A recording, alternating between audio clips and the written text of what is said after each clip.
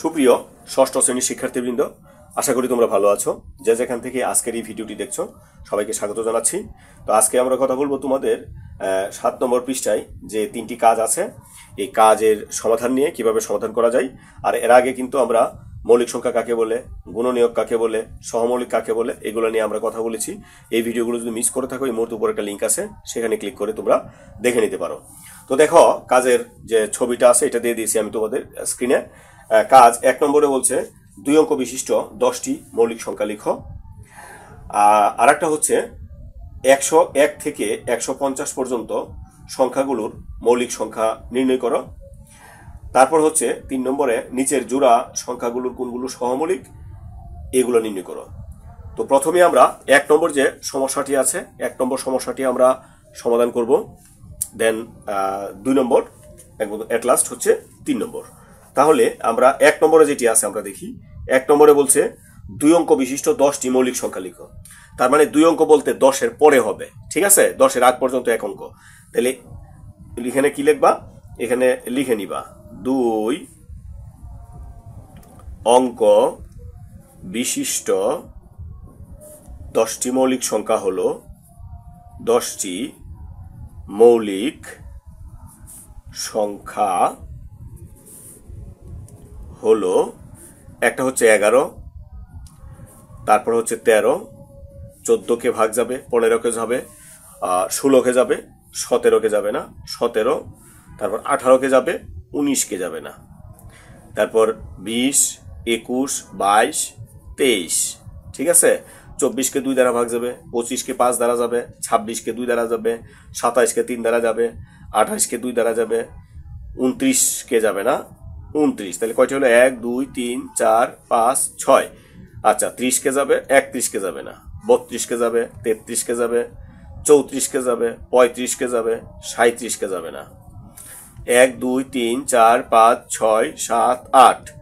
তাহলে 37-এর পরে 38কে যাবে, 39কে যাবে, 3, 13, 39, 40কে যাবে, 41কে ভাগ দিতে পারবা না, 42কে যাবে, 43কে ভাগ দিতে পারবা না। এই হচ্ছে তোমাদের 1, 2, 3, 4, 5, 6, 7, 8, 9, 10। তাহলে এই 1 নম্বর প্রশ্ন ছিল 10টি, ঠিক আছে? এই 10টি আমরা বের করেছি 2 অঙ্ক বিশিষ্ট। আরো বেশি বের করা যাবে, কারণ আমরা গত পর্বের মানে প্রথম পর্বটা যেটা দেখেছিলাম মৌলিক সংখ্যা, সেখানে কিন্তু আমরা অনেকগুলা বের করতে পেরেছি। আচ্ছা, ঠিক আছে। 2 নম্বর বলছে 101 থেকে 150 পর্যন্ত মৌলিক সংখ্যাগুলোর মৌলিক সংখ্যা নির্ণয় করো। তাহলে আমরা একটা কাজ করি, আমরা এখান থেকে লিখে নিই, ঠিক আছে? আমরা এখান থেকে লিখে নিই 101, 102, 103, 104, 105, 106, 107। এটা আমি লিখে আসছি, ঠিক?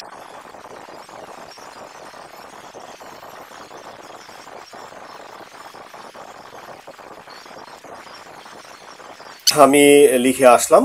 তো এখন দেখি আমরা আমাদের যে বিষয়টা, সেটা হচ্ছে কি যে 101 থেকে 150 পর্যন্ত আমরা মৌলিক সংখ্যাগুলো নির্ণয় করব। তো আমরা কি জানি, সকল 2 ব্যতীত সকল জোড় সংখ্যা হচ্ছে যৌগিক সংখ্যা। যেগুলো যৌগিক সংখ্যা আমরা কেটে দিব। তাহলে এটা জোড়, এটা জোড়, এটা জোড়, জোড়, জোড়, জোড়, জোড় কোনটা এগুলা কিন্তু আমরা আগেই জানি। শেষে 0, 2, 4, 6, 8 এগুলো থাকলে হচ্ছে জোড় সংখ্যা।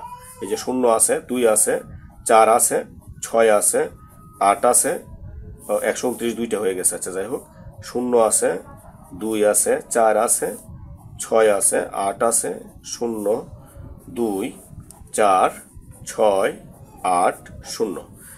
এবার আমরা দেখব, যদি বিজোড় থাকে, তারপরও যদি 1 অঙ্কের বেশি থাকে, শেষে যদি 5 থাকে, তাহলে সেটাও 5 দ্বারা ভাগ যাবে। কারণ সেটা কেন যাবে সেটা আমরা পরে দেখব, বিভাজ্যতার নিয়মগুলো দেখবো। আপাতত এটুকু মনে রাখো, শেষে যেগুলোর 5 আছে সেগুলো 5 দ্বারা ভাগ যাবে, সেগুলা যৌগিক সংখ্যা। তাহলে যেটা 5 আছে, তারপর এটা 5 আছে, আর কোথায় 5 আছে আমরা দেখি, 5 গুলা কেটে ফেলি। 5, তারপর কোথায় আছে 5, তারপর আরেকটা 5 থাকার কথা, হ্যাঁ 5। তাহলে 5 গুলা কেটে ফেললাম। এখন আমরা দেখি 103, সেটাকে কি ভাগ যাবে কি না, সেটাকে আমরা ভাগ দিতে পারবো না, ঠিক আছে? তাহলে এটা মৌলিক 101, সেটাকে ভাগ দেওয়া সম্ভব না। ঠিক আছে। আচ্ছা, তারপর কত আছে 107, সেটাকে কি ভাগ দিতে পারবা? তো আমরা একটু দেখি সেটাকে ভাগ যায় কিনা। আমরা 107 আমরা যদি এখানে ভাগ দিই, 107 জোড় সংখ্যা তো যাবেই না, আমরা 3 দ্বারা ভাগ করি। 3 তিরিক 9, তারপর হচ্ছে 1 7, এটাকে 3 দ্বারা ভাগ যাবে না। যেহেতু যাবে না, এটাও মৌলিক। 109 সেটাকেও ভাগ দেওয়া সম্ভব না। 111 এটাকে 3 দ্বারা ভাগ যাবে। ঠিক আছে, কেন এটা কি তুমি ভাগ করলে বুঝতে পারবা, এটা যাবে না। তো এখানে কত আছে 113, এটাকে ভাগ যাবে না। 117 এটা 3 দ্বারা ভাগ যাবে, তাহলে এটা আমরা কেটে ফেললাম। 119 সেটাকে ভাগ যাবে না। 121 এটাকে 11 দ্বারা ভাগ করলে, 11 দ্বারা যদি আমরা ভাগ করি, এটাকে ভাগ যাবে। 11 11 121 হবে। তারপর 123 এটা ভাগ যাবে না। 127 এটাকে যদি আমরা কত দ্বারা ভাগ করি, 127কে আমরা যদি 3 দ্বারা ভাগ করি, যাবে না। আর 13 দ্বারা ভাগ করলে, আমরা দেখি 9 দ্বারা ভাগ করে দেখি। 127 ভাগ হচ্ছে 9 একবার, 9 একে 9, 3 27 যাবে না। তাহলে 129 সেটাকে ভাগ যাবে, সেটা কেটে দিলাম। 131 যাবে না। 133 এখানে যাবে না। তারপর কত আছে 137, এটা ভাগ যাবে না। 139 এটাকেও ভাগ দেওয়া সম্ভব না। এটাকে 3 দ্বারা দিলে 3 4 12, 13 19 থেকে যাবে না। আচ্ছা, 141 সেটাকে যাবে না। 143 সেটাকে যদি ভাগ করি সেটা হবে না। 141 এটাকে 47 এটাকে আমরা ভাগ দিতে পারবো। আর এখানে কত আছে 149, এটা যাবে না। তাহলে আমাদের এখানে এইভাবে তোমরা বের করে এটা ইয়ে করতে পারবা যে আসলে কতগুলো এখানে মৌলিক সংখ্যা আছে। তো এটা ছিল 2 নম্বর। তো এখন আমরা 3 নম্বর যে বিষয়টা কথা বলবো। আর 3 নম্বর বিষয়টা হচ্ছে সহমৌলিক সংখ্যা আমরা কিভাবে নির্ণয় করব। তো এখানে সহমৌলিক নির্ণয় করার জন্য ক নম্বরে জোড়া যেটা দেওয়া আছে সেটা হচ্ছে 16 আর হচ্ছে 28। তো আমরা 16 আর হচ্ছে কত 28, এই দুইটার আমরা মৌলিক গুণনীয়কগুলো আমরা বের করি। আমরা এখানে বের করি মৌলিক গুণনীয়ক 16 এক কিন্তু লিখে ফেলবা। ঠিক আছে, 1 লিখে ফেলবা। তারপর 16কে 2 দ্বারা ভাগ করলে 8, 8কে 2 দ্বারা ভাগ করলে 4, 4কে 2 দ্বারা ভাগ করলে 2। এখন এগুলো লিখে ফেলবা, 2 2 2, তারপর 2। ঠিক আছে, এখন 28কে তুমি ভাগ দাও, 2 দ্বারা ভাগ দিলে কত হবে 14 দুগুণে 28, 2 দ্বারা ভাগ করলে 7, 2 গুণ 2 গুণ 7।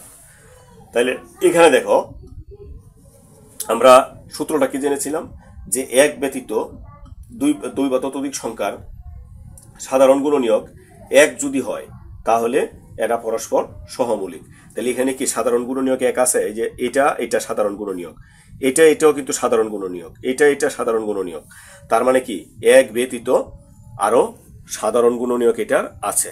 তাহলে এটাকে আমরা সহমৌলিক সংখ্যা বলতে পারবো না। তাহলে আমরা এখানে কি লিখব, আমরা এখানে লিখব যে সংখ্যা দুইটির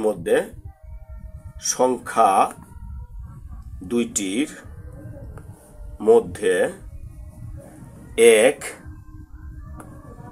ব্যতীত আরো সাধারণ গুণনীয়ক রয়েছে।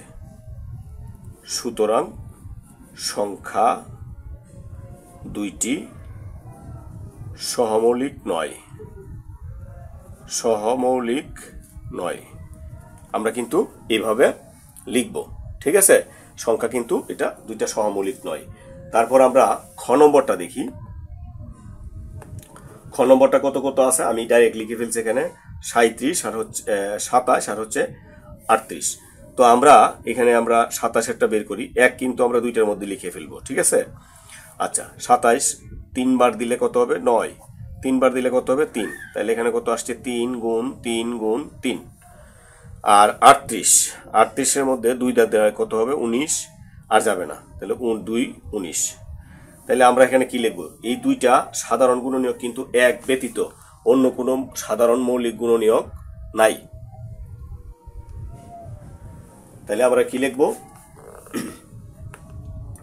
সংখ্যা দুইটির মধ্যে সংখ্যা বা সংখ্যাগুলোর মধ্যে, ঠিক আছে, সংখ্যা দুইটির বেশি সংখ্যা থাকলে সংখ্যাগুলো লিখে ফেলবা, মধ্যে শুধু এক ছাড়া অন্য সাধারণ গুণনীয়ক নাই। সাধারণ গুণনীয়ক নাই, গুণনীয়ক নাই লিখব। সুতরাং সংখ্যা